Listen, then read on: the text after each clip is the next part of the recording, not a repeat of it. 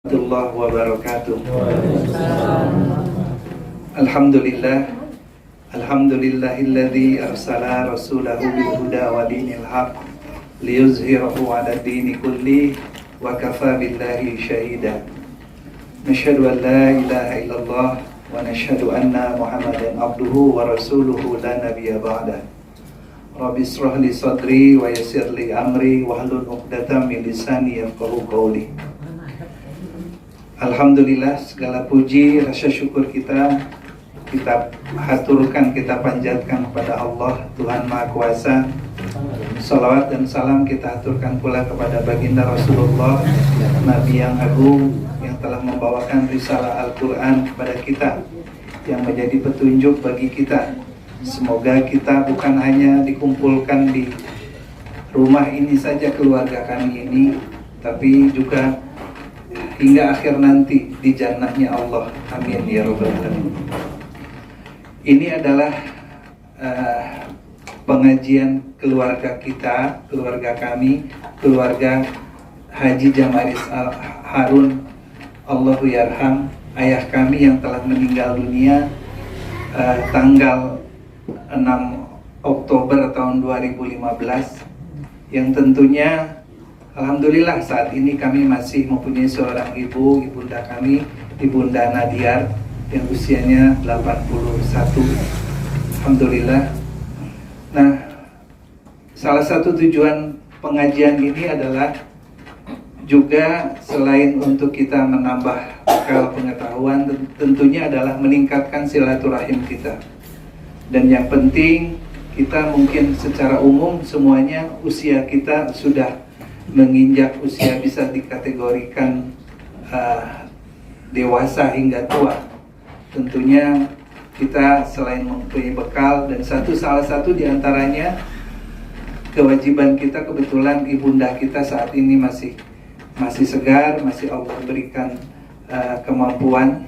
Tentunya mudah-mudahan harapan kami semua dalam kajian kita hari ini, tentunya kepada Ustadz Abdullah Amir Maretan akan membawakan sedikit bagaimana birrul walidah ya untuk ibunda kita khususnya, dan juga kepada ayahanda kita yang telah meninggal dunia pada tahun 2015 tadi. Semoga kita niatkan pertemuan ini menjadikan amal jariah juga bagi ayah kita, bagi ibunda kita juga jadi amal solihah tentunya. Amin ya rabbal alamin. Untuk tidak memperpanjang mukadimah, waktu dan segala materi kami serahkan kepada Ustaz. Silakan. Assalamualaikum warahmatullahi wabarakatuh. Alhamdulillah, nahmaduhu wa nasta'inuhu wa nastahdihi wa na'udzu billahi min shururi anfusina wa sayyiati a'malina. Man yahdihillahu fala mudilla lahu wa man yudlilhu fala hadiya lahu. Asyhadu an la ilaha illallah wahdahu la syarika lahu wa asyhadu anna Muhammadan abduhu wa rasuluhu la nabiyya ba'dahu. Udzakiru nafsi wa iyyakum biqaulillahi ta'ala fil Qur'anil Karim. Ya ayyuhalladzina amanu ittaqullaha haqqa tuqatih wa la tamutunna illa wa antum muslimun. Nah, syukur jazakallah. Fa amma ba'du. Hadirin sekalian, Bapak Ibu yang saya muliakan karena Allah Subhanahu wa taala. Tentunya kita memuji Allah terlebih dahulu atas kenikmatan yang diberikan oleh Allah Subhanahu wa taala, khususnya di siang hari ini berupa perjumpaan dengan keluarga, khususnya Bapak Ibu sekalian, atau dengan bahasa Islamnya adalah silaturahim, menyambung dan memperkuat hubungan keluarga, baik itu sesama saudara ataupun terkhusus yang lebih besar dan lebih agung dari itu adalah menyambungkan hubungan dengan orang tua yang masih ada. Dan tentunya Bapak Ibu sekalian, termasuk hamba-hamba Allah Subhanahu wa Ta'ala yang beruntung karena masih memiliki orang tua yang masih hidup. Karena sejatinya orang tua, sebagaimana yang disabdakan oleh Rasulullah SAW dalam hadis yang sahih, sebagaimana yang diriwayatkan oleh Imam Al-Bukhari ataupun Imam yang lainnya, bahwa yang namanya orang tua al-walid awsatu abwabil jannah. Orang tua itu adalah pintu surga pertengahan kelak nanti di dalam surga Allah Subhanahu wa Ta'ala. Yani dari pintu mereka seseorang bisa masuk surga.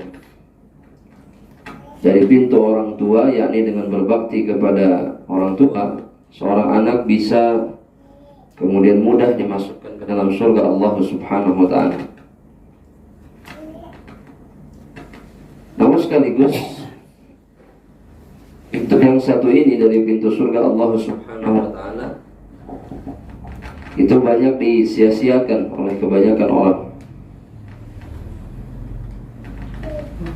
Saya lihat putra ibu yang paling besar sudah cukup senior sudah cukup senior ya, Masya Allah.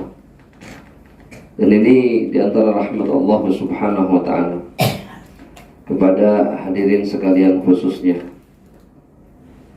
Dan Allah Subhanahu wa Ta'ala memang mengingatkan kita beberapa kali di dalam Al-Quran. Salah satunya dalam surat Al-Isra ya, ayat yang ke-23. Allah Subhanahu wa Ta'ala mengatakan, wa qadha rabbuka alla ta'budu illa iyyah wa bil walidaini ihsana. Ya, ayat yang sering disebutkan oleh para ulama bahwa Allah Subhanahu wa Ta'ala itu telah menetapkan, telah mewajibkan bahwa kalian hanya boleh beribadah kepada Allah Subhanahu wa Ta'ala. Hanya boleh beribadah kepada Allah, tidak kepada selain Allah Subhanahu wa Ta'ala. Dan kemudian kata Allah Subhanahu wa Ta'ala, wa bil walidaini ihsana, dan kepada kedua orang tua kalian wajib berbuat baik. Ihsan sebagaimana yang dijelaskan oleh Imam Ibnu Hajar, beliau mengatakan ihsan kepada orang tua itu adalah badlu kulli ma'rufin ilaihima. Itu memberikan atau mencurahkan seluruh kebaikan yang bisa diberikan kepada keduanya. Itu yang dimaksud oleh Allah Subhanahu wa Ta'ala dalam ayat ini. Tapi tentunya ayat ini tidak bermanfaat kecuali hanya untuk orang-orang yang beriman kepada Allah. Karena secara fitrah semestinya seorang anak itu berbuat baik kepada orang tuanya. Secara fitrah dia memiliki kasih sayang, dia memiliki kedekatan. Tapi kemudian ternyata imanlah yang banyak berbicara nanti ketika seorang anak beranjak dewasa, maka keimanannya lah yang mendorong dirinya kemudian untuk selalu berbuat baik kepada kedua orang tuanya. Nabi Muhammad sallallahu alaihi wasallam itu pernah mengatakan kepada seorang sahabat, ya mungkin Bapak Ibu sekalian pernah mendengar hadisnya. Ketika sahabat ini dalam hadis sahih Bukhari Muslim, ketika sahabat ini bertanya atau minta izin kepada Rasulullah SAW untuk ikut berjihad bersama Rasulullah Sallallahu Alaihi Wasallam, ikut berjuang dalam satu peperangan. Kemudian pertanyaan Nabi yang diutarakan kepada sosok sahabat ini adalah, ahayyun walidak, apakah kedua orang tuamu masih hidup? Jadi Nabi tidak tanya apa yang kamu punya, atau kamu bisa apa, atau emang kamu berani berjuang di jalan Allah, misalkan menanyakan kepada kita. Tapi justru yang ditanyakan adalah kedua orang tua masih hidup. Maka anak ini menjawab, atau sahabat ini menjawab, iya, keduanya masih ada. Maka sontak Rasulullah SAW mengatakan, fafihi ma fajahid. Maka berjuanglah, berjihadlah untuk mengurusi keduanya. Dari hadis ini para sahabat mengambil kesimpulan, begitu juga dengan para ulama, bahwa birrul walidain, mengurusi orang tua atau berbuat baik kepada orang tua itu di antara perkara yang bisa mengalahkan jihad bersama Rasulullah SAW. Dan ini menunjukkan pahala yang besar. Karena kalau mati di jalan Allah, pahalanya apa, Pak? Surga. Dan bukan hanya surga, tapi beberapa keutamaan yang besar yang diberikan oleh Allah kepada mereka yang mati di jalan Allah. Mereka tidak merasakan sakaratul maut. Mereka juga tidak merasakan azab kubur. Mereka juga tidak merasakan ngerinya atau faza disebutnya dalam hadis, ngerinya bangkit dari kubur. Mereka pun diberikan kesempatan oleh Allah Subhanahu wa ta'ala untuk bisa memberikan syafaat kepada 70 orang keluarganya. Kemudian mereka pun tidak akan dihisab. Orang yang mati syahid itu tidak dihisab. Dan kemudian tempat kembali mereka adalah Firdausul A'la, surga yang paling tinggi. Nah, mengurusi orang tua itu bisa memiliki keutamaan yang jauh lebih besar dari itu. Karena Nabi Muhammad SAW menghentikan niatan seorang sahabat yang ingin berjihad di jalan Allah bersama Rasulullah SAW. Demi apa? Demi orang tua. Dan ini yang mungkin jarang kita sadari bersama-sama. Dan sedikit orang tua yang kemudian menanamkan ini di benak anak-anak mereka, bahwa sebesar itulah kedudukan orang tua di dalam kehidupan seorang muslim. Dan tentunya ini tidak berlebihan, jemaah rahmatullah Allah, karena jasa mereka itu tidak terbalaskan. Kalau ada di antara kita yang mungkin berpikir misalkan bahwa dengan menanggung kehidupannya ketika sudah tua itu bisa membalas kebaikan orang tua, maka jawabannya tidak. Maka Nabi Muhammad SAW memastikan tidak ada satupun kebaikan atau apalagi banyak kebaikan yang dilakukan seseorang yang bisa membalas kebaikan orang tua. Nah, sekarang bagaimana dengan mereka yang berbuat baik saja tidak, atau berbuat baik tapi sedikit, terbatas sekali dan tidak memaksakan dirinya? Lantas apa yang diharapkan dari keberadaan orang tuanya? Apa yang diharapkan? Karena orang tuanya tidak mendapatkan haknya dan kemudian dia tidak mendapatkan kemuliaan dari keberadaan orang tuanya. Semestinya mereka yang memiliki orang tua, kata Nabi Muhammad SAW, mereka harusnya masuk surga. Dan Nabi mengatakan, ya, dalam satu hadis ketika beliau tiba-tiba mengatakan amin, amin, tiba-tiba Nabi mengucapkan amin 3 kali, amin, ketika naik mimbar.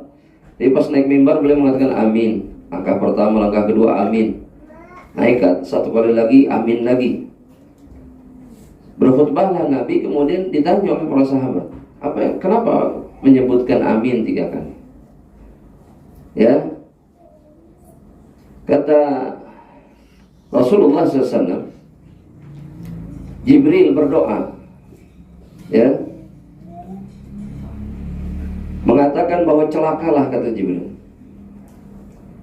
untuk mereka-mereka yang menjumpai kedua orang tuanya, ya, masih hidup atau salah seorang dari mereka masih hidup, falam yudkhilahul jannah, namun keduanya atau salah satunya tidak memasukkan anak itu ke dalam surga Allah Subhanahu wa ta'ala.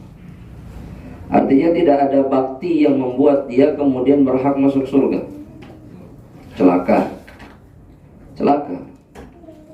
Dan kemudian kecelakaan itu, kalau boleh dibahasakan, atau kebinasaan itu kontan akan Allah berikan di dunia sebelum akhirat.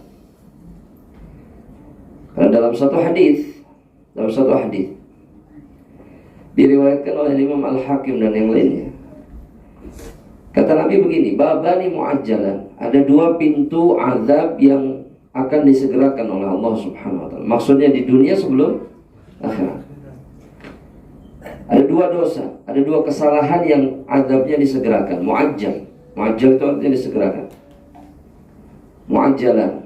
Yang pertama, kata Nabi Muhammad SAW, itu adalah al-baghyu, kezaliman. Zalim. Jadi zalim kepada makhluk. Itu balasannya kontan di dunia sebelum akhirat. Kalau tidak bertaubat, artinya menyelesaikan kezalimannya. Karena orang zalim itu taubatnya bukan hanya saja kepada Allah, tapi dia harus menyelesaikan kezalimannya dengan orang yang dizalim. Yang kedua, kata Nabi Muhammad SAW, al-uquq.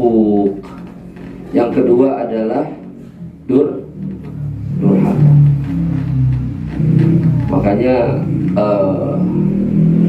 kalau boleh mengambil contoh, misalkan ada kisah, entah ini mungkin kisah rakyat ya, kayak di Sumatera Barat, kisah tentang siapa? Malin Kundang. Tapi pertanyaan, saya tidak membicarakan sahih atau tidak sahihnya cerita itu, tapi mungkinkah terjadi? Mungkin, bisa.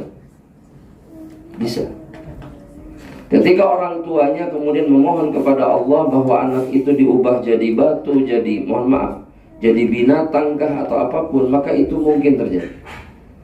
Karena doa orang tua itu tidak ada hijab dengan Allah Subhanahu wa taala. Tidak ada tabirnya, tidak ada penghalang. Apapun bisa terjadi. Karena Allah Maha melakukan segalanya. Dan itu mungkin Allah lakukan kemudian karena dosa kedurhakaan kepada orang tua. Karena sebagaimana yang dikatakan Nabi Muhammad SAW dalam hadis yang sahih, Nabi mengatakan ridallah fi ridal walidain. Kemudian lanjutannya apa, Bapak Ibu sekalian? Ini sering kita dengar nih hadis itu. Wasukhtullah fi sukhtil walidain. Dan kemurkaan Allah ada pada kemurkaan orang tua. Kemurkaan yang dimaksud itu adalah ketika mereka patut untuk murka kepada anak. Jadi bukan zalim, bukan misalkan anak baik-baik tapi mereka mendoakan keburukan, ini tidak akan berlaku di sisi Allah.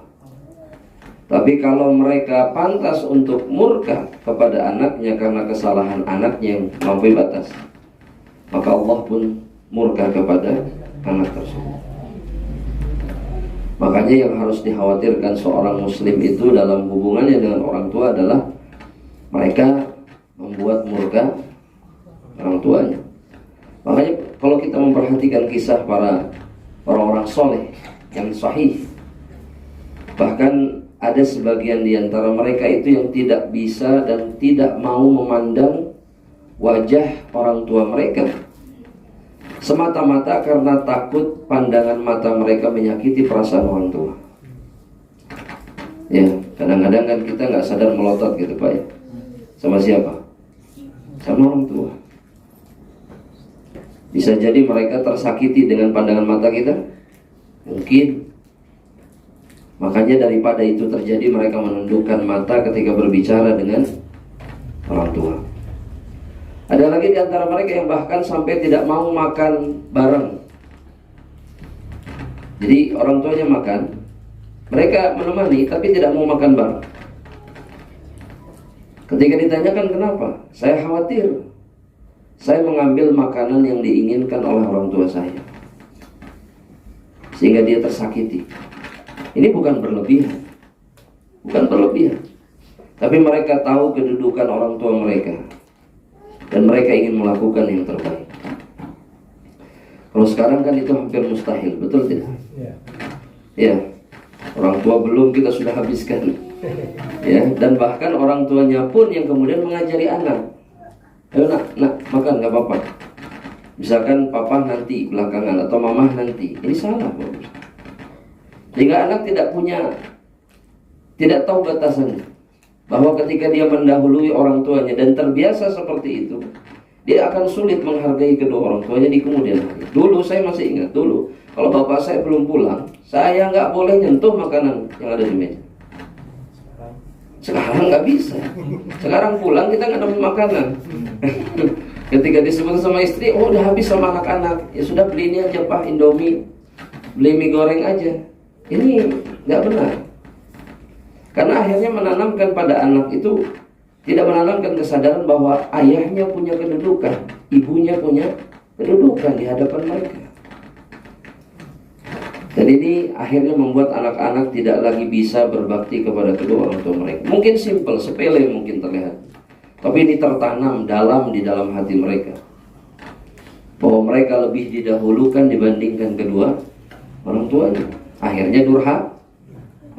Jangan salahkan siapapun. Mereka tidak punya batasan, mereka tidak tahu apapun. Dan ketika seorang anak durhaka kepada kedua orang tuanya, atau salah seorang dari mereka, maka hidupnya pasti hancur. Pasti hancur. Karena azabnya disegerakan oleh Allah Subhanahu wa ta'ala. Dan sebagaimana yang difahami dalam syariat ini, bahwa balasan itu sesuai dengan apa yang dilakukan. Makanya kata para ulama dalam sejarah, yang namanya anak durhaka pasti didurhakai oleh keturunan mereka.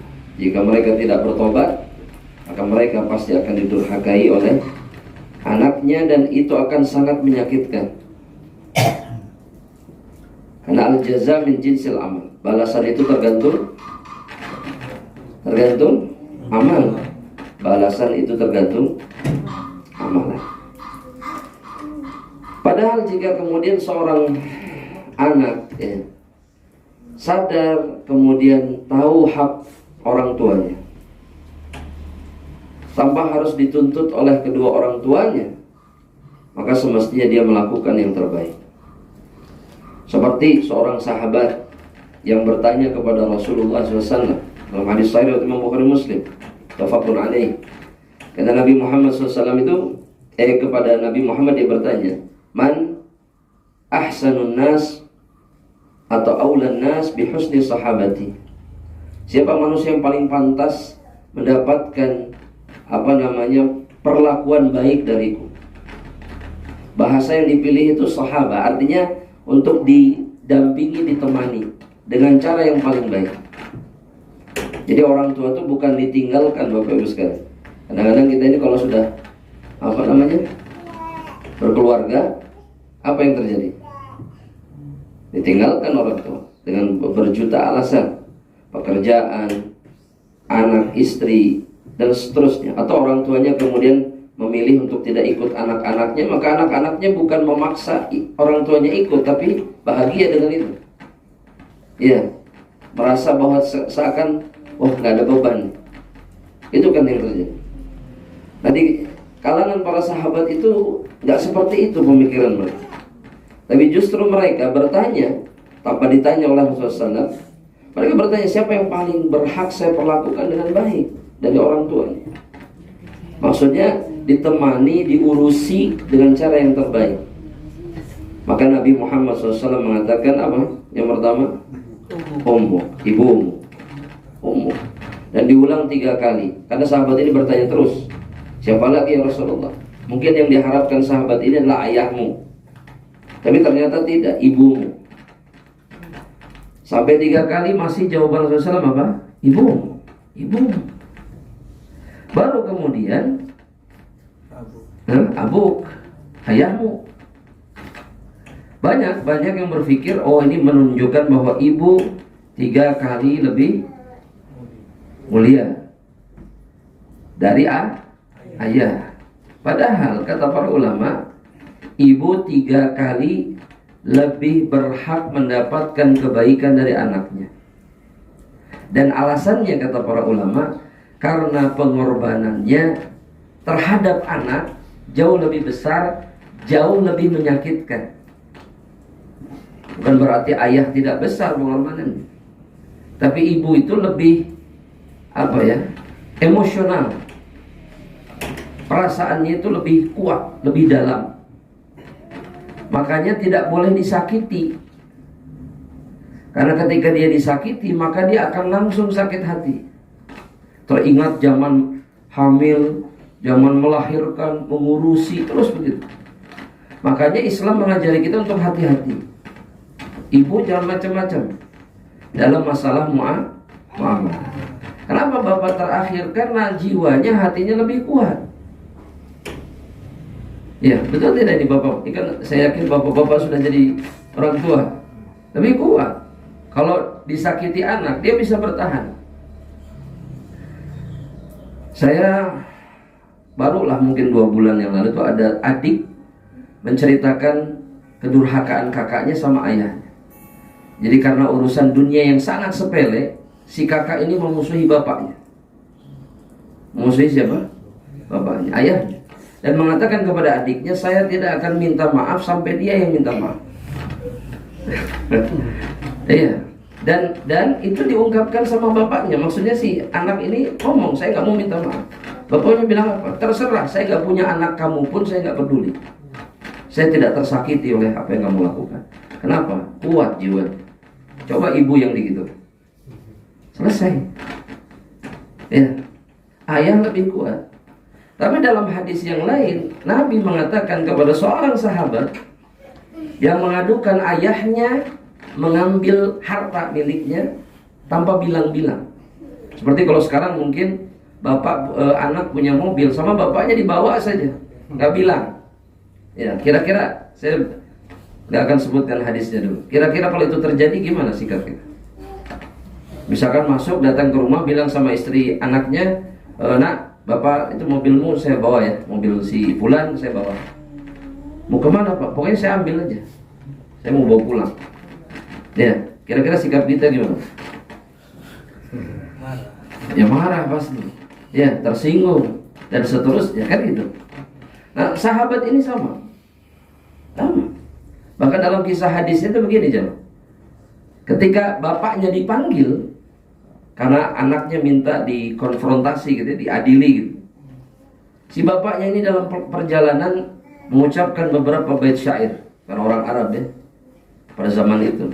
Mengatakan intinya bahwa dulu ketika engkau masih kecil, wahai anakku, aku menangis ketika engkau menangis, aku tertawa ketika engkau tertawa, dan sekarang engkau memperlakukan diriku seperti seorang tetangga memperlakukan tetangganya, sesukanya. Ada kesalahan diadukan, ya. Sampailah dia ke Rasulullah, dan informasi tentang itu sudah sampai duluan kepada Rasul, bahwa ayahnya mengatakan ini dan itu melalui malaikat Jibril. Ditanya oleh Rasul, wahai bapak, kenapa kau mengambil harta anak? Ya Rasulullah, saya ini ayahnya. Saya ini ayahnya. Dan kemudian betul saya mengambil hartanya, betul. Tapi saya ambil demi menafkahi saudari-saudari ibunya yang janda. Saya ambil, saya bagikan sama saudara-saudara ibunya. Karena seorang keponakan itu, dia wajib memperlakukan saudara-saudara perempuan ibunya seperti ibunya sendiri. Dalam nafkahkah, kasih sayangkah, atau apa. Itu Islam. Karena kata Nabi, al-khalah bimanzilatil yang namanya bibi itu seperti ibu. Saudaranya ibu yang perempuan itu seperti ibu, persis.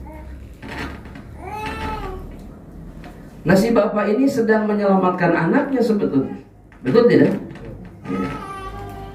Tapi sekarang ya Rasul, dia mengadukan diriku kepadamu.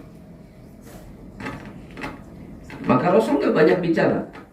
Ditarik baju anak ini, didekatkan ke Rasulullah SAW.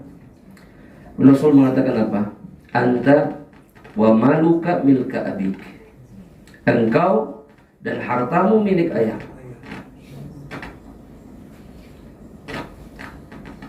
Sampai pada titik ini, seorang anak harus berpikir dan kemudian mendudukkan, memposisikan ayahnya.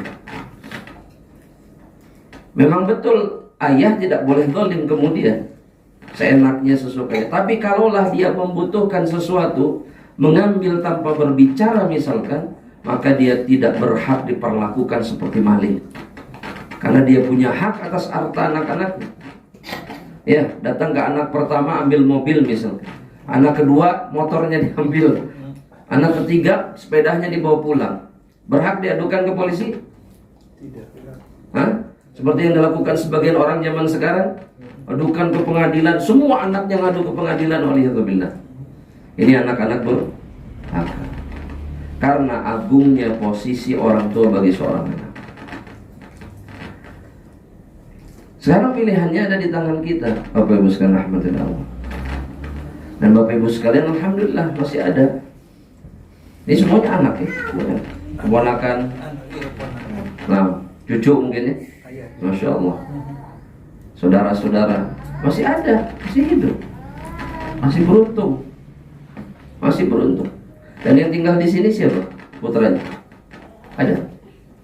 Ternyata ibu minta sendiri juga. Oh, di sini sendiri. Ibu lebih suka sendiri. Oh, ada mbak. Tapi mungkin keliling ke rumah anak-anaknya. Kita yang datang. Oh, yang datang. Nah, apa-apa.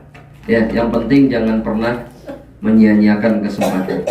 Ya, apalagi kalau satu kota, Bu ya. Satu kota, masa cuma seminggu sekali datang? Satu kota setiap hari. Setiap hari. Saya ini 3 bersaudara, Bapak Ibu sekalian. Saya 3 bersaudara. Adik saya satu di Bekasi, satu lagi di Lombok. Yang perempuan di Lombok, jauh. Yang paling dekat sama ibu saya. Tapi qadarullah jauh tempatnya. Ketika saya tanya, saya yang bertanya, mau di mana? Maksudnya beliau memilih di mana? Barangkali ada anaknya yang dipilih yang ingin bersama-sama. Saya bukan mengusir ibu saya karena ibu saya tinggal sama saya. Tapi kemudian beliau mengatakan, enggak, saya pengen sama kamu. Itu bahagianya saya, ya Allah, dunia akhirat. Milihnya siapa? Saya. Padahal beliau bisa ke Lombok, bisa. Saya antarin ke Bekasi juga sama. Tapi yang dipilih siapa? Saya. Saya bersyukur sama Allah, dunia akhirat saya bersyukur. Saya yang dipilih. Karena semestinya seperti itulah seorang anak harusnya bersyukur, bahagia ketika orang tuanya memilih dirinya.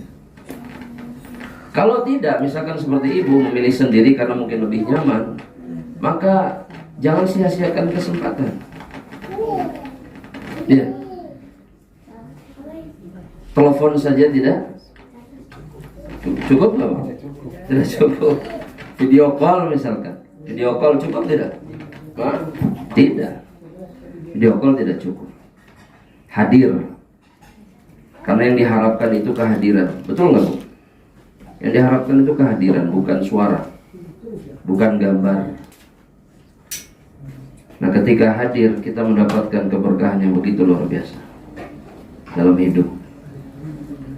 Seperti kalau ibu-ibu pernah mendengar atau bapak-bapak juga pernah dengar seorang tabi'in ya, namanya Uwais Al-Qarni. Uwais itu sebetulnya sejaman dengan Rasulullah SAW. Harusnya jadi sahabat, tapi nggak jadi sahabat karena tidak pernah berjumpa dengan Rasulullah SAW. Maka masuknya kategorinya tabi'in.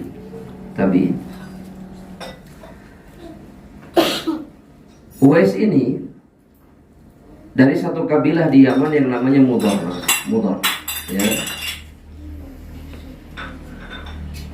Semua kaumnya itu berangkat menjumpai Rasulullah SAW di Madinah. Semua. Termasuk dia diajak untuk berangkat menjumpai siapa? Kalau dia berangkat, dia jadi sahabat Nabi Muhammad SAW. Tapi tidak. Maka tidak memenuhi syarat. Tidak memenuhi syarat untuk menjadi sahabat.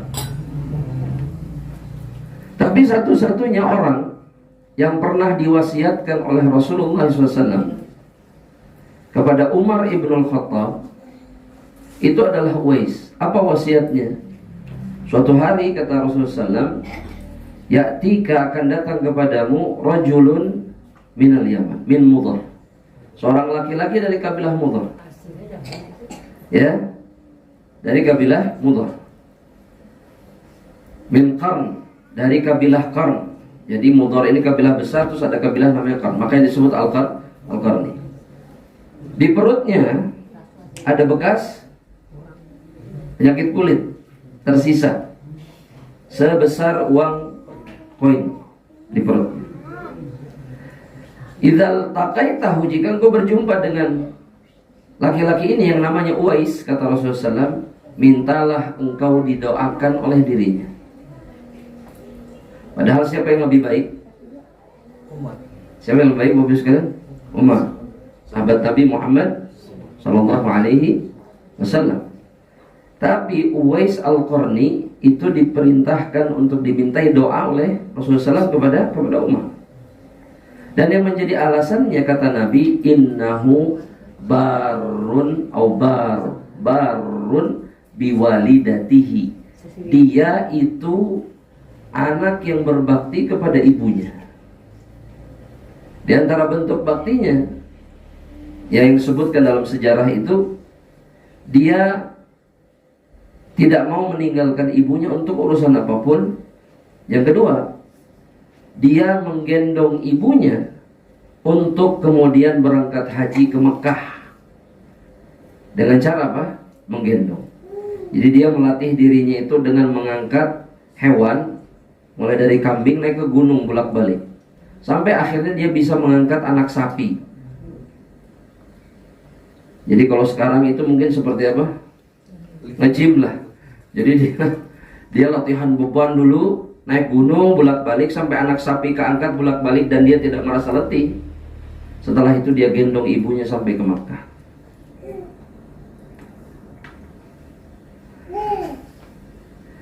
Dan dia dimuliakan dengan doa-doa yang mustajab. Itulah balasan Allah kepada mereka yang berbakti kepada orang tuanya. Iya, doanya pasti didengar oleh Allah Subhanahu wa ta'ala.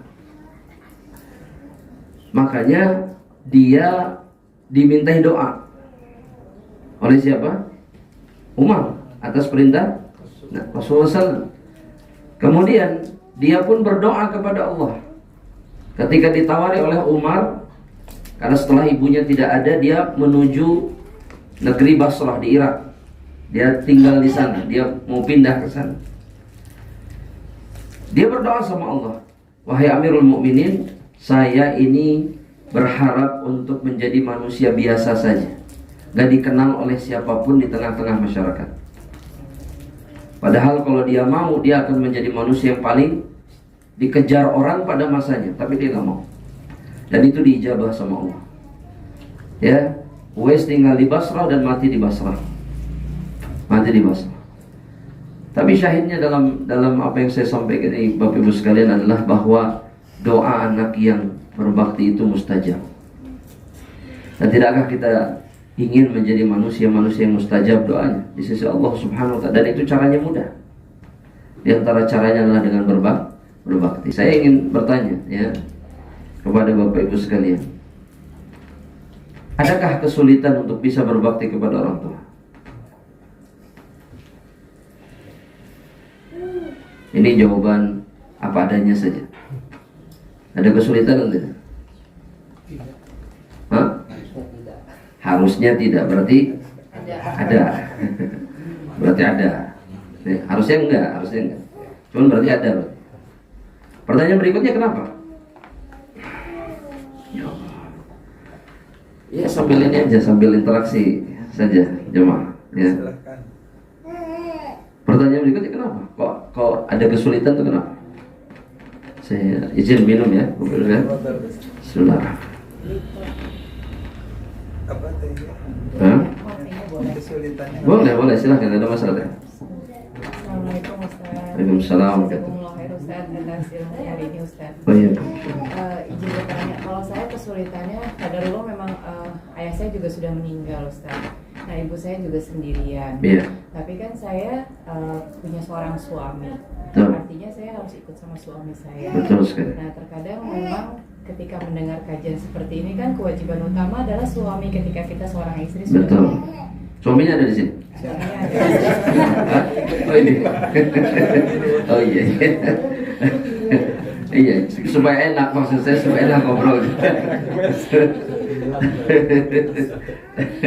Iya, betul. Mau nasihatnya Nah, Ustaz, bagaimana? Masya Saya anak pertama Ustaz. Iya. Ini kendala setiap anak perempuan yang sudah menjadi istri itu seperti ini.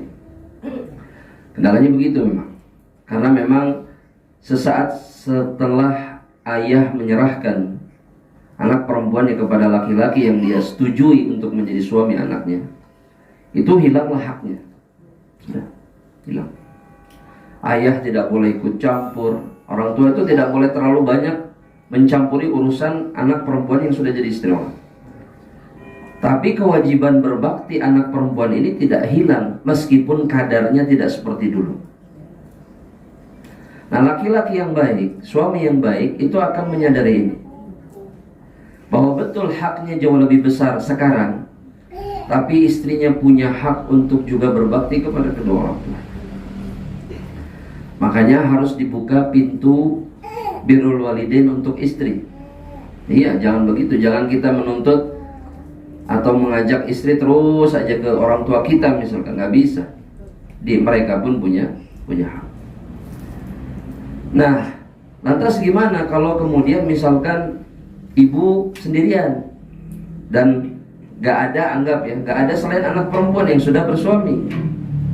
Maka semestinya ya, menantunya ini menyadari keadaan ini. Harusnya mertuanya ini apa jemaah? Diajak. Saya mengatakan ini dan saya memastikan. Oh ya, nggak apa-apa. Itu pembahasannya nanti internal nanti. Pembahasan internal. Dan itu bisa karena saya menyaksikan ayah saya itu mengajak ibu saya, nenek saya, untuk tinggal bersama diri.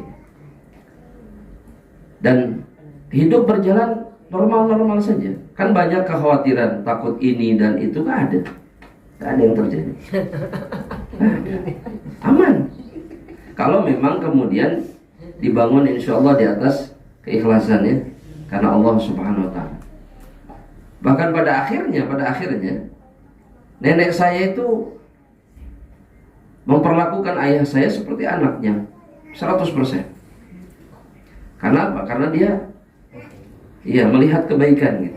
Saya bukan menginikan, cuman saya tumbuh dalam kondisi bahwa nenek saya ikut ibu saya atas permintaan ayah saya. Jadi yang minta ayah saya, udah bawa aja. Kenapa harus tinggal pindah-pindah? Udah sama kita aja. Padahal ayah saya bukan yang paling berada di antara yang lain. Tapi kami merasakan keberkahan yang luar biasa pada saat itu. Nah, hendaknya seperti ini keadaan. Ini yang diinginkan dalam Islam. Tapi kalaulah kemudian anggap pahit ini, suami nggak mau dan kemudian mungkin membatasi, jangan kecil hati.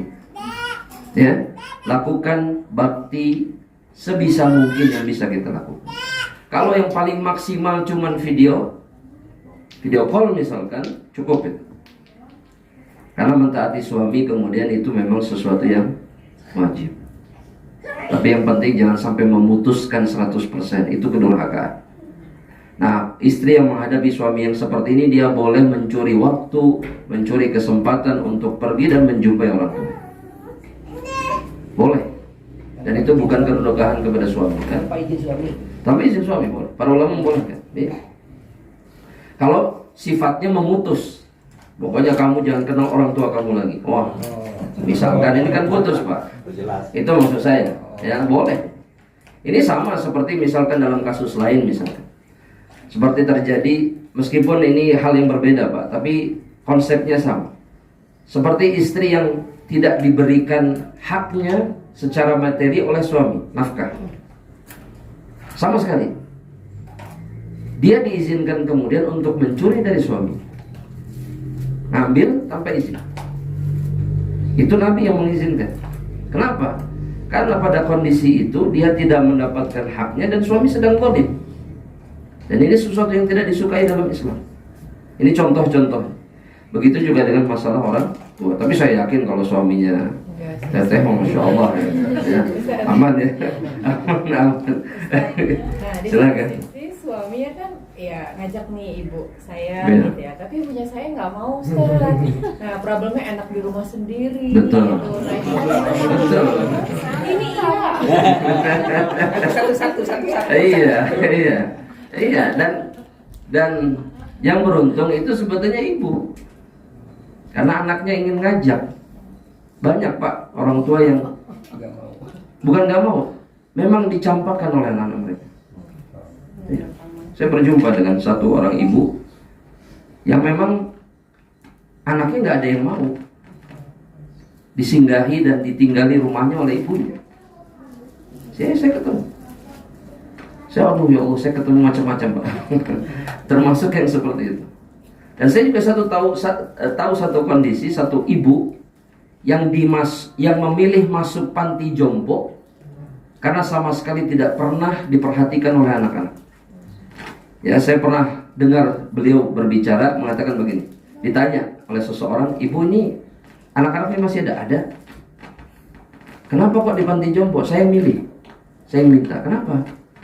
"Saya di rumah anak saya juga percuma. Mereka nggak pernah ada di rumah. Anak saya nggak ada, istrinya nggak ada, anaknya nggak ada. Saya sama pembantu, saya nggak suka tinggal sama." Seangkatan sama-sama. Ya, nggak ada. Ya, dia nggak ada. Kemudian ditanya, "Anak ibu sibuk?" "Iya sibuk. Anak pertama saya rektor ITB." Anak pertama saya rektor ITB. Yang kedua ini yang kedua. Jadi orang-orang hebat. Orang-orang hebat. Tapi kemudian kehebatan mereka di dunia itu gak ada artinya. Karena ternyata ibunya lebih memilih tinggal di panti jompo dibandingkan tinggal sama anak. Nah ibu alhamdulillah, nih anak-anaknya berebut nih. Sama saya aja. Pengennya begitu. Kalau keadaannya seperti itu berarti kita yang harus mengalah. Datang terus. Jangan sampai enggak. Iya. Karena penyesalan itu akan muncul ketika orang tua kita nggak ada. Kita belum ini, belum itu, nggak sempat ketemu, nggak sempat ini, nggak sempat. Wah, itu penyesalan dalam. Penyesalan dalam. Ya, jangan sampai itu terjadi. Ya, tinggal di mana? Oh, di Jakarta, Bekasi. Ah, Bekasi sini sih dekat. Tapi anak cucunya Ustaz, cucu nenek. Ini cucu nih. Ada cucu Ustaz. Ibunya Pak. Oh, ini ibu. Oh, ini cucu berarti. Oh, ya Allah. Ya Allah, ya Allah. Iya. Iya. Yang nganterin ibu berarti. Yang nganterin ibu dekat kok. Dekat ya, Bu? Bekasi ke sini dekat nggak? Saya di Jakarta. Itu neneknya. Sama kami ke Bandung. Ibu sebentar saya keluar lagi. Ya, ini ibunya antum. Iya. Oh, ini menantu. Oh, saya oke. Saya Ini cucunya. orang tua saya. Ah, iya. Tapi ibu tinggal sama siapa? Sama Bapak. Sorry. Iya. Semuanya sama dia. Betul. Sorry. Saya yang salah paham berarti. Iya, berarti ibu yang lebih punya kewajiban untuk datang birrul walidain, karena meskipun usia pun mungkin sudah tidak muda juga, tapi selama masih ada kewajibannya tidak hilang. Bahkan Nabi Muhammad SAW itu memastikan bahwa setelah orang tua tidak ada pun berbakti masih wajib dengan cara-cara yang lainnya. Nah, ini mumpung masih ada, jangan sampai kemudian beradaannya orang tua tidak memasukkan kita ke dalam surga Allah Subhanahu wa ta'ala. Berarti bapak yang harus memaklumi keadaan. Iya.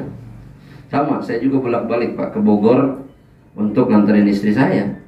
Ya, karena ibunya tidak mau di Bandung.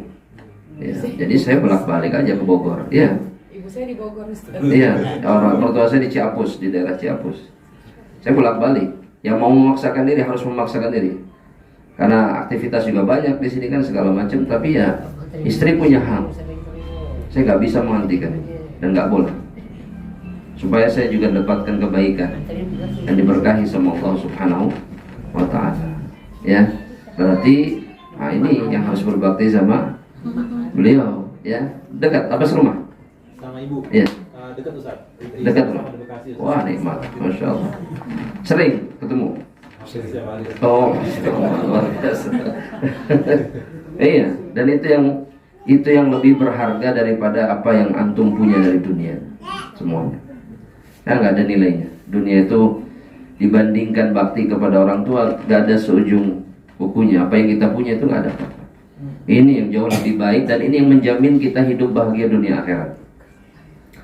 Ya, mudah-mudahan Allah Subhanahu Wa Taala menjaga orang tua kita semuanya insyaallah dan rahmati mereka dan kita pun dimudahkan untuk berbakti. Satu lagi yang ingin saya sampaikan, ada satu hadis dari Rasulullah Sallallahu Alaihi Wasallam. Kata Nabi Muhammad Sallallahu Alaihi Wasallam, ketika ditanya tentang amalan terbaik yang bisa dilakukan oleh seorang hamba Allah Subhanahu Wa Taala, salah satu yang disebutkan oleh Nabi itu adalah birrul walidain, berbakti kepada kedua orang tua. Kalau kita mau milih amalan, kan banyak diantara kita ini sibuk sholat sunnah, sibuk puasa sunnah, sibuk sedekah, tapi tidak berbakti sama orang tua. Ya, kan banyak yang seperti itu. Dia menukarkan yang perbuatan amal soleh yang lebih rendah kedudukannya, ya, dia dahulukan dan meninggalkan yang jauh lebih afdol, yang jauh lebih afdol. Uwais Al-Qarni itu tidak mendahului siapapun dengan amal soleh, enggak. Biasa-biasa aja, amal ibadahnya biasa, tapi birrul walidainnya yang luar biasa. Karena itu dia dimuliakan oleh Allah Subhanahu Wa Taala. Kalau kata para ulama, majhulun fil ard, Uwais itu nggak dikenal di bumi, tapi terkenal di langit. Mana yang lebih baik? Terkenal di langit. Aduh, dunia itu ya Allah, masyhur di dunia itu gak ada apa-apanya, gak ada nilainya sama sekali. Karena ketika kemasyhuran itu hilang, kita dilupakan semua orang dan tidak ada yang peduli sama kita. Tapi kalau di langit kita dikenal oleh Allah dan para malaikatnya, maka di dunia kita akan diingat, di akhirat kita akan dimuliakan oleh Allah Subhanahu wa Ta'ala. Ya, makanya pilihannya ada di tangan kita. Mudah-mudahan Allah menjaga orang tua kita semuanya insyaallah. Ya, dan mungkin ini yang bisa Anda sampaikan kalau materinya ya. Tapi mungkin ada pertanyaan atau yang semisalnya, saya persilahkan. Ibu siapa namanya? Enggak, ibunya Bapak siapa? Nadia Ibu Nadia. Ibu Yasi silakan. Ibu Yasi nih. mau bertanya. Iya. Mau bertanya silakan. Oh enggak katanya. Enggak apa-apa, silakan yang lain. Tolong. Ada yang bertanyakan atau yang ditambahkan, silakan. Tolong. Kita ini ya, assalamualaikum warahmatullahi wabarakatuh. Salam. Ibu berat punya anak tuh berenam dok, Ustaz. Perempuan satu. Oh ibu, ini Ibu Yasi satu-satunya. Satu-satunya Oh, paling cantik. Masya Allah, Masya Allah. Ini Ya semuanya kan, punya anak, punya menantu semua udah pada berkeluarga. sudah berkeluarga, ya Masya Allah. Ya mungkin tadi kalau pertanyaan tadi itu keterbatasan kita berbakti kepada orang tua, ada suami. Betul. Nah, mungkin nih kita nih yang berempat berlima ini memang tinggal di Bandung semua. Iya. Nah, keterbatasan tuh antar tanggung jawab kita kepada ibu dan istri. Nah, kadang-kadang suka itu. Suka itu ya. Nah, mungkin Bagaimana ininya? Apa mengkompromikannya? Sahih, betul. Jadi begini Pak. Dalam satu hadis itu Nabi Muhammad SAW kisah tentang 3 orang yang terjebak di dalam gua, kemudian mereka bertawassul dengan amal soleh mereka. Jadi minta sama Allah agar dikeluarkan dari gua itu, tapi dengan menyertakan amal-amal terbaik. Jadi kami minta dikeluarkan karena dulu saya pernah melakukan ini dan itu gitu ya. Nah, salah satunya mengatakan, saya punya orang tua, ya Allah, yang setiap hari saya selalu bawakan susu untuk mereka. Setiap hari. Suatu hari saya bawakan satu nampan besar. Ternyata keduanya tidur. Dan saya tidak mau membangunkan mereka, khawatir menyakiti mereka. Maka saya tunggu, dan kemudian anak-anak yang dia miliki ini berebut kepada ayah, maksudnya mengganggu ayahnya untuk minta susunya. Kenapa? Mereka haus, mereka butuh. Tapi saya tidak berikan setetes pun kepada mereka. Enggak. Saya ingin orang tua saya dulu yang minum, baru mereka. Kalau itu amal yang soleh, ya Allah, dan yang paling ikhlas yang saya lakukan, maka jadikan penyebab agar batu ini bergeser. Maka bergeser. Saya ingin menyampaikan Bapak Ibu sekalian, bahwa bagi seorang anak laki-laki, ketika orang tuanya masih ada, kedudukan mereka di atas siapapun, termasuk di atas istri, di atas anak-anak. Apalagi ketika mereka membutuhkan. Ini bukan zalim, bukan zalim, tapi tafdil, mendahulukan. Sama, kita pun sama Pak. Kadang-kadang kita mendahulukan kebutuhan, misalkan seseorang di atas orang lain, kan gitu. Itu lumrah kan. Itu tidak menjadikan kita orang zalim kan. Ya, sama. Dalam kasus orang tua pun sama. Kalau misalkan kita dihadapkan kepada dua pilihan, mengantarkan istri misalkan kepada keluarganya karena ada acara keluarga misalkan, dengan kewajiban kita mendatangi ibu karena waktunya adanya hari itu, mana yang harus didahulukan? Sebagai seorang laki-laki ngambil keputusan yang mana berarti? Ya ke ibunya dulu. Dan ini bisa dikompromikan. Keperluan istrinya diakhirkan. Di hari yang sama bisa, tapi tetap ditunaikan. Pilihannya sebetulnya seperti itu. Bukan kemudian pada pilihan begini, bahwa nggak bisa, ini harus istri dulu yang dahulukan dalam beberapa perkara misalkan. Bukan begitu. Dan bagi istri, jangan membuat suaminya memilih antara ibunya, orang tuanya dengan dirinya. Iya. Yaudah gini aja Pak, mana mama dulu atau saya dulu? Oh itu nggak bisa. Oh nggak bisa kayak gitu. Iya, ya. Dan itu sering terjadi, tapi sering terjadi. Suruh milih. Yang saya ingin sampaikan, ketika istri melakukan itu, dia sedang melakukan dosa besar kepada suami. Ya. Dan jangan pernah berpikir kemudian suami mudah untuk memilih. Dia nggak mudah untuk melakukan pilihan, tapi pilihan yang harus dia ambil orang tua. Gak ada bekas orang tua, gak ada bekas ibu, bekas istri ada. Bekas suami juga ada. Iya, nggak apa-apa. Karena ketika seseorang memilih orang tuanya dan kemudian dipaksa untuk memilih istrinya oleh istrinya sendiri, ketika berpisah jadi lebih baik gitu. Iya, lebih baik. Dan anak laki-laki ini beruntung ketika dia memilih orang tua. Makanya begini nasihatnya, istri jangan nuntut suaminya untuk memilih. Kenapa?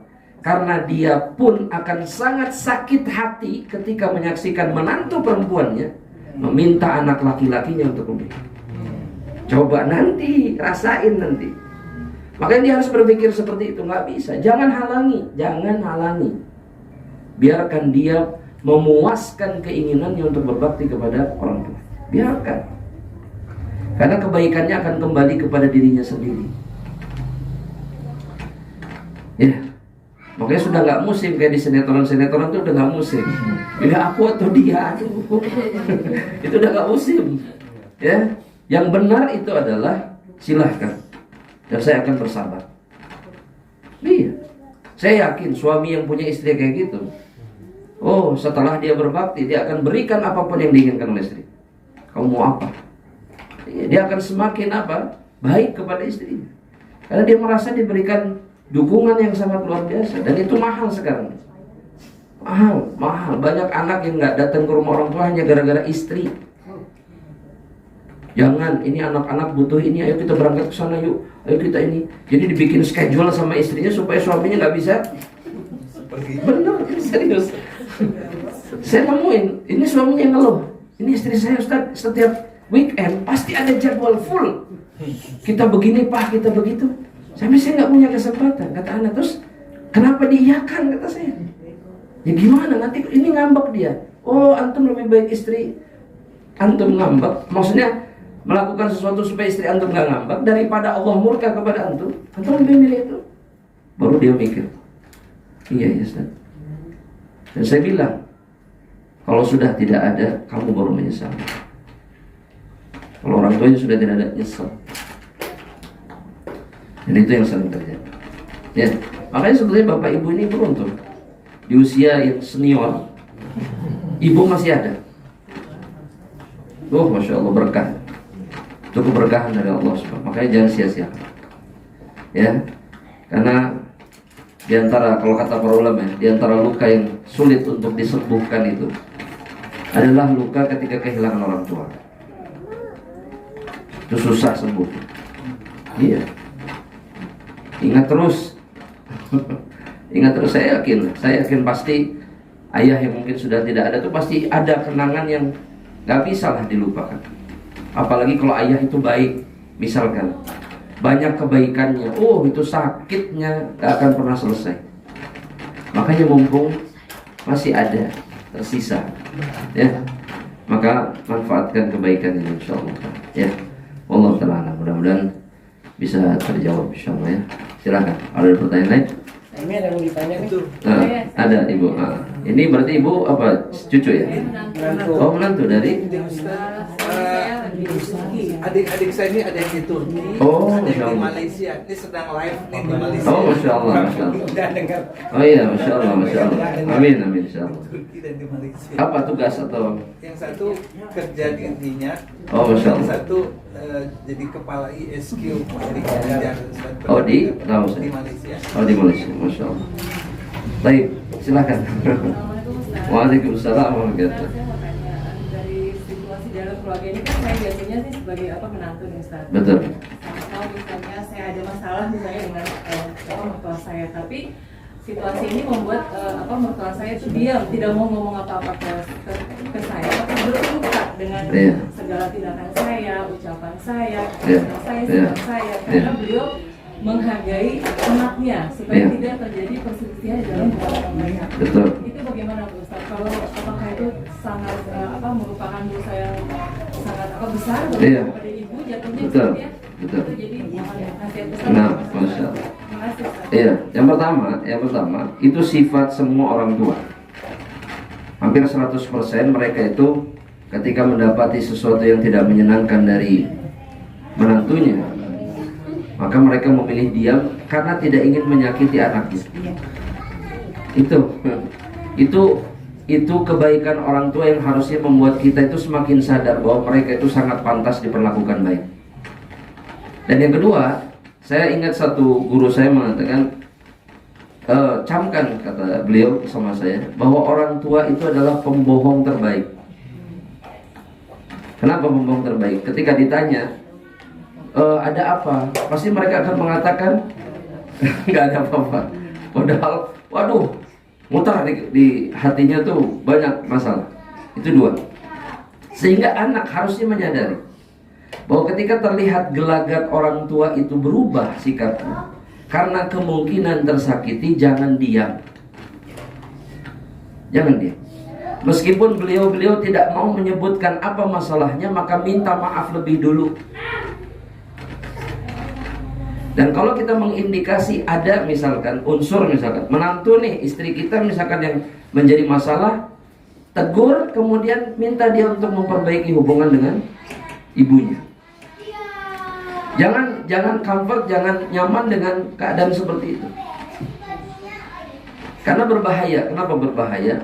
Ketika orang tua memendam perasaan, ya, kita tidak pernah tahu kapan dia mendoakan keburukan, kapan dia meminta kepada Allah dengan doa-doa yang bisa jadi menghancurkan hidup kita. Saya kasih satu contoh. Ini kisah nyata. Kebetulan ini adik dari ipar saya sendiri. Jadi qadarullah wa masya'afal, adiknya ini di keluarga 7 bersaudara, dia yang paling tidak baik. Dia yang paling tidak baik. Sudah kelakuannya dari A sampai Z. Sampai pada titik di mana ibunya itu sudah tidak kuat lagi. Jadi sudah gak sanggup menghadapi perilaku anaknya. Nah, ibunya bilang, ini ibunya gak ngomong apa-apa, kesel, nangis, tapi gak mau ngomong. Di dalam hati dia minta sama Allah. Ini terungkap setelah kejadian. Nah, sudah cukup. Ibu capek, lebih baik kamu mati, nak. Lebih baik kamu mati, nak. Ditabrak bis. Itu tersebutkan begitu dalam hati. 3 hari kemudian terjadi. Ketika terjadi, dia yang paling keras nangisnya. Kenapa? Nyesal. Dia nggak nyangka bahwa permohonannya itu kemudian Dikabulkan Allah. iya. Dosa tapi itu. Hah? Enggak. Islam dosa. Tidak dosa. Kenapa? Karena dia yang tersakiti, dan doa apapun, Pak, ini dalam Al-Quran disebutkan. Doa apapun orang yang terzalimi, seburuk apapun doanya, dia tidak berdosa. Itu bahayanya menzalimi orang, apalagi orang. Pernah terjadi satu orang alim menzalimi orang alim yang lainnya. Artinya dalam satu masalah ini gak adil, ini zalim. Nah, yang satunya lagi berdoa sama Allah, ya Allah, kalau dia berdusta dan menzalimi saya dalam masalah ini, matikan dia. Mati. Diadukanlah kepada ulama yang lain. Ini gimana? Ini pembunuhan bukan? Jawabannya enggak. Ini doa orang terzalimi yang diijabah sama Allah, yang salah adalah yang mati dan tidak berdosa. Nah, kembali ke orang tua, kita yang harus hati-hati. Makanya kelihatan kok murung ya, mamah kok murung ya, kayaknya ada sesuatu nih. Oh, korek gitu. Sampai ketahuan masalahnya apa. Kalau salah kita minta maaf, salah istri kita, suruh istri kita minta maaf. Meskipun misalkan anggap yang benar itu istri kita. Apa susahnya mengalah? Coba kadang-kadang kita nih berlebihan dalam masalah dengan orang tua itu ya. Apa susahnya mengalah? Kalaupun kita benar, tidak akan membuat kita mulia, lebih mulia, enggak. Justru ketika kita mengalah agar mendapatkan ridho orang tua, itu yang benar. Itu yang membuat kita selamat. Memang tidak semudah teorinya, tapi bisa, ya. Makanya sekali lagi saya juga tidak bosan mengingatkan bahwa memang menantu ini sebisa mungkin dia menempatkan suaminya dalam jalan birrul walidain. Sudah. Maka hidupnya pasti bahagia. Pasti bahagia demi Allah. Jika dia ridha melihat suaminya mendahulukan ibunya, mendahulukan orang tuanya, demi Allah hidupnya pasti bahagia, dan dia akan dianugerahi anak-anak yang seperti suaminya. Itu pasti. Karena balasan itu tergantung perbuatan. Oh, mudah-mudahan jelas insyaallah. Semoga Allah mengaruniakan kita kesempatan untuk bisa berbakti kepada kedua orang tua. Amin. Ada pertanyaan lagi, silakan. Kalau orang tua nggak berdosa tuh, Ustaz. Kita menantu itu diam, kita diam juga. Apa berdosa orang tua? Oh, apakah sikap kita salah gitu? Salah juga kita gitu. Ya. Tergantung ya, Ibu, tergantung. Tapi secara umum para ulama mengatakan orang tua itu meskipun dia salah, tapi tidak boleh disudutkan sebagai orang yang salah. Itu adabnya dalam Islam seperti itu. Nah, kalau dalam masalah perilaku, apakah misalkan kita diamkan, padahal misalkan dia nggak salah misalkan, tapi karena kita kesel aja sama dia gitu, itu zalim, nggak boleh. Itu memang kezaliman. Jadi yang lebih baik itu adalah berusaha untuk mencari kesempatan untuk mencairkan suasana. Karena kalau disimpan terus, syaitan itu tidak akan diam. Syaitan itu akan selalu membuat apa? Was-was, dan akhirnya bermusuhan lah. Kadang-kadang permusuhan mertua menantu itu sebetulnya karena nggak ada apa-apa sebetulnya.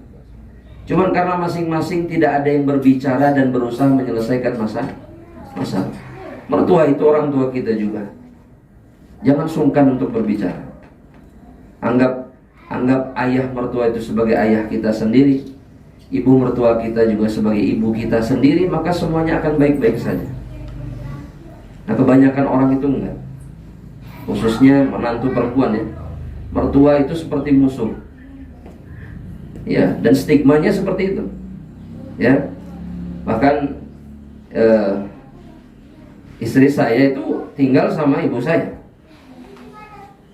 Jadi dari awal alhamdulillah dia tidak menolak. Dari awal. Yang kedua, yang jadi ingin saya sampaikan itu, ada sebagian keluarganya mengatakan, "Oh, kamu nih aneh," katanya kepada istri saya. Kenapa? Kenapa mau tinggal sama mertua? Kata istri saya, "Emang kenapa?" "Oh, hati-hati kamu. hati-hati, pasti akan banyak keributan sama kamu. Astagfirullah. Stigmanya begitu. Dan ini datangnya dari setan. Ya. Dan tidak ada musibah ketika mertua tinggal sama menantu perempuannya, nggak ada. Semua itu tergantung diri masing-masing. Orang tua jangan berlebihan karena cemburu sama menantu perempuannya. Nah, menantu perempuan jangan juga kemudian cemburu melihat anak suaminya itu lebih mendahulukan orang tuanya. Aman insyaallah. Jelas ibu insyaallah, dan mudah-mudahan ibu diberikan kesehatan terus sama Allah Subhanahu wa taala. Ya, diberikan keturunan yang masya Allah, cucu-cucu juga yang masya Allah. Semoga Allah jaga mereka menjadi keturunan yang soleh dan soleha insyaallah. 17. Oh masya Allah 17. 11. Oh 11. Sudah. Masya Allah. Ya, jadi kalau kawinan nggak usah ngundang orang lain, keluarganya cukup. Masya Allah, masya Allah. Saya sampaikan satu hal ya, kisah. Ayah saya punya kawan, kakak beradik, tebak coba berapa jumlahnya dari satu ibu. Kakak beradiknya jumlahnya tebak berapa kira-kira? Banyak, ah? 32. 32. Bapak 32? Oh, kelebihan, Pak. 27. 27 dari satu ibu. Iya, banyak kembarnya. Kalau kumpul keluarga itu 500 orang. Itu satu keturunan itu. Iya, 500 orang. Jadi 500 orang. Itu kalau lebaran, kata teman ayah saya itu cerita dia. Kami ini kalau lebaran makan itu nggak pernah masak, nggak pernah apa. Panggil aja tukang dagang satu gerobak habis. Selesai. Iya, tukang sate panggil, set hilang semuanya. Nanti buat siang bakso semuanya singkat. Dan itu dan keadaan seperti itu adalah keadaan yang dibanggakan oleh Rasulullah SAW. Kata Nabi Muhammad SAW itu, menikahlah dengan wanita yang penuh rasa cinta dan kemudian mau punya keturunan yang banyak. Kenapa? Kata Nabi, kata Nabi begini. Kata Nabi, ini mukatsirun bikumul umam yaumal qiyamah. Karena saya ini akan berbangga di hadapan seluruh makhluk, seluruh para nabi dan rasul dengan jumlah umatku. Jadi yang banyak-banyak begini itu yang disukai sama Nabi. Oh, banyak. Iya, jika memungkinkan. Ya semoga Allah. Hah? 5 belum? Belum. 5 belum. Ya, 5 belum. Ayah saya itu kakak beradik 10. Terus nenek saya juga 10 juga sama. Jadi banyak aja Pak. Dan ibu saya bilang sama saya itu anaknya cuma 3. Kata ibu saya, mama nyesel. Kenapa dulu nggak punya anak banyak? Kenapa? Karena sedikit banyak sama aja. Sama aja. Ya. Dan mudah-mudahan Allah mudahkan karena semakin banyak keturunan itu semakin banyak kebaikan untuk orang tuanya. Ya, seperti Bapak tadi berapa? 7? 6? Kakak beradik berapa tadi? Yang keluarga ini 6. Tapi dari 6 sekian banyak yang mendoakan. Seperti ibu ini banyak sekali yang mendoakan. Iya, banyak. Dan kebaikan itu mahal. Doa dari keturunan yang soleh itu mahal. Mahal itu lebih berharga dari segalanya. Ya, karena nanti di akhirat yang akan dibanggakan oleh orang tua itu bukan gelar anak, bukan profesi anak, bukan kekayaan anak, tapi kesolehan anak mereka. Karena itu yang bermanfaat, bukan yang lain. Ya, dan mudah-mudahan kita diantara anak-anak soleh, insyaallah. Amin. Insyaallah. Silakan bertanya. Oh ibu silakan. Ibu silakan. Ustaz mau nanya. Nah silakan. Qadarullah, saya mempunyai seorang ibu yang diuji Allah ada sedikit gangguan depresi. Ibu kandung? Iya. Satu kejadian beliau diberhentikan mengkonsumsi obat. Iya.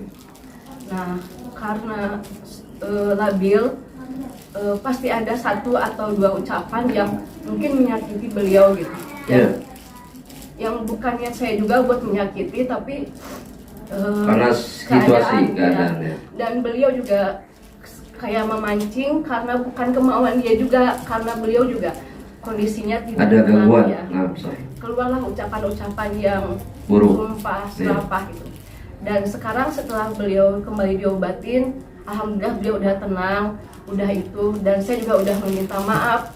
Dan beliau udah, enggak kok, Amal gak pernah ngomong kayak gitu, Ibu gak pernah nyumpahin kok, kamu tuh anak yang paling baik, mungkin yang paling saya sayang itu kamu gitu kan, sering ngomong gitu.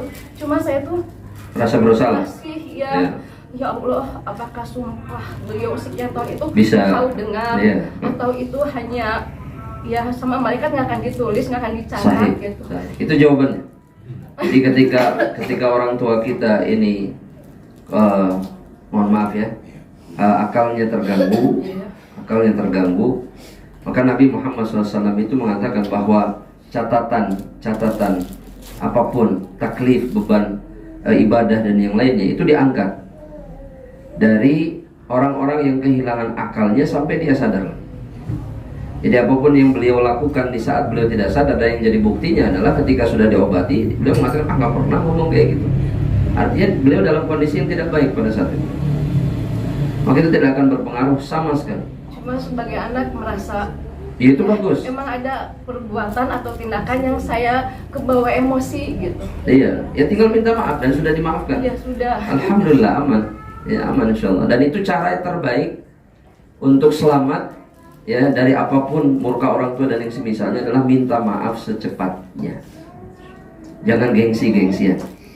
Meskipun kita nggak terlalu salah bahkan atau nggak salah sama sekali, tapi orang tua kita minta yang minta maaf, selesai. Dan itu di mata Allah gimana Ustaz? Selamat di mata Allah. Apalagi ketika beliau mengatakan kemudian kamu anak yang paling baik, sudah bersyukur sama Allah SWT. Ya. Dan memang semestinya setiap anak bersyukur ketika dia dianggap baik oleh orang tuanya. Nah, ya. Kadang-kadang suka ada bisikan setan yang Betul, pasti. review kejadian yang waktu saat itu gitu. Ya, supaya kita itu tidak yakin dengan rahmat Allah Subhanahu wa taala. Akhirnya bukannya sibuk dengan terus memperbaiki hubungan dengan orang tua, tapi akhirnya was-was.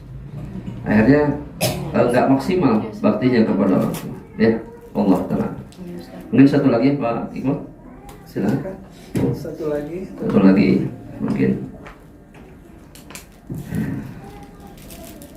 Kelas. Masih ada. Oh, khalas, saya nggak apa-apa. Ya, tafadhol.